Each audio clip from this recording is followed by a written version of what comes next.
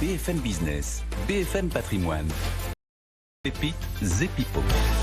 Sébastien Lemonnier nous attend du côté d'Inocap Gestion. Bonjour Sébastien.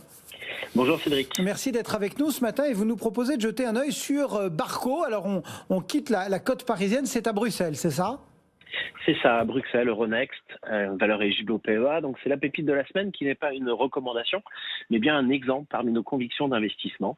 Une société que nous suivions d'ailleurs depuis une longue date et dont nous sommes redevenus actionnaires pour le compte de notre fonds Quadrige Europe Mid-Cap depuis la mi-avril, dans la foulée de sa très bonne publication des résultats du premier trimestre, avec un prix de revient de 20,20 € par action. Alors pour rappel, parce que nous avons déjà eu plaisir de vous parler de la société par le passé, Barco est un spécialiste incontournable des solutions de visualisation et d'affichage qui bénéficie de positions de leader mondial sur l'ensemble des niches d'activité qu'il adresse, telles que les vidéoprojecteurs de cinéma, les solutions de travail collaboratif entreprise avec ses solutions ClickShare dédiées aux salles de réunion et l'imagerie médicale de radiographie et de chirurgie. Alors fortement impacté par la crise du Covid, de par la nature de ses activités, son chiffre d'affaires a reculé de presque 30% en 2020 pour atteindre 770 millions d'euros. Pourtant, nous considérons que les fondamentaux du groupe ne sont pas remis en cause. Au contraire, Barco nous semble pouvoir être en mesure de profiter favorablement de l'inflexion positive du momentum de ses activités avec la normalisation de la situation sanitaire, tout en accentuant structurellement ses gains de part de marché avec des positions qu'il a sans doute réussi à renforcer sur l'ensemble de ses niches d'activité malgré ce contexte singulier. Alors un exemple, dans l'activité exposée au cinéma, les concurrents, qui étaient déjà en retard sur la nouvelle technologie de vidéoprojecteur laser, ont semble-t-il sensiblement plus souffert que le leader Barco, qui poursuit lui ses gains de part de marché. Sony a d'ailleurs annoncé il y a quelques mois qu'il sortait de cette niche d'activité. Alors que les cinémas auront ouvert avec une demande qui est plutôt solide et que les investissements vont reprendre graduellement, nous estimons que la franchise d'activité de Barco pourrait sensiblement croître en comparaison au niveau pré-Covid, puisque la société cible désormais une part de marché d'environ 65% sur cette activité, contre 45% précédemment. Autre exemple, le retour des employés au bureau devrait contribuer à la reprise des investissements d'équipements digitaux collaboratifs pour les salles de réunion.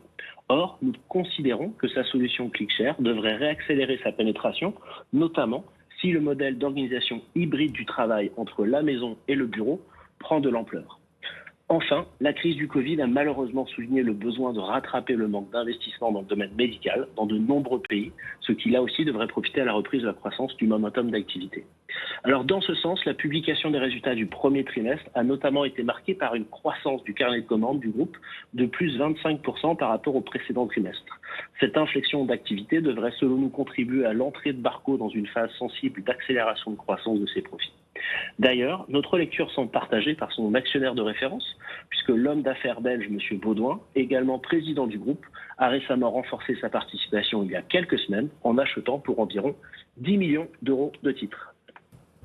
Et ben voilà quelques idées à avoir en tête pour ce titre Barco. Merci beaucoup de l'avoir éclairé ce matin, Sébastien Lemonnier, donc depuis Inocap Gestion. Et puis si on regarde un petit peu ce qui se dit dans la communauté financière sur ce titre Barco, et si on regarde le consensus des analystes, eh bien ceux qui suivent la valeur ont plutôt une recommandation d'achat et un objectif de court moyen qui tourne autour de 22 €. Le marché parisien, lui, qui reste pour le moment peut-être un petit peu hésitant ce matin. Le CAC 40 qui grignote 0,14%, 6 498 points. C'est encore et toujours ce seuil des 6 500 points qui semble être un petit peu le poteau miel. On verra ce qu'en disent nos traders. On les retrouvera d'ici maintenant une vingtaine de minutes.